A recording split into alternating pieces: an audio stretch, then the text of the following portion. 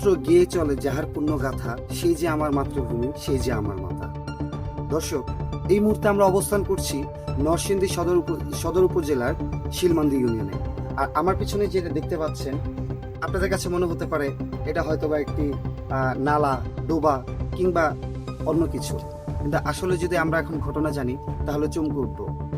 একটু আগে যে কবিতার অংশ আমি পাঠ করেছি, ব্রহ্মপুত্র গিয়ে চলে যাহার পুণ্য গাথা, সেই যে আমার মাতৃভূমি, সেই যে আমার মাতা।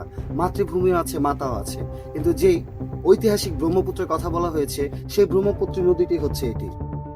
আজকে এই বেহাল দশা হওয়ার কারণ কি? এর কারণ আমরা জানতে পেরেছি, এখানে গত 10 বছর আগেও এই নদীতে ছিল সারি সারি মাছ। এখানে জেলেরা বসবাস করত এবং তাদের জীবিকার প্রধান উৎস ছিল এই মৎস্য চাষ।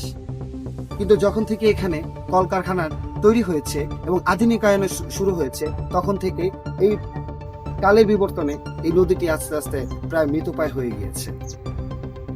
আমরা হারিয়েছি আমাদের একটি ঐতিহাসিক নদী ব্রহ্মপুত্র, এবং আমরা জানি এই নরসিংদী জেলাকে ঘিরে রেখেছে যে নদীটি, সেই নদীর নামই হচ্ছে ব্রহ্মপুত্র।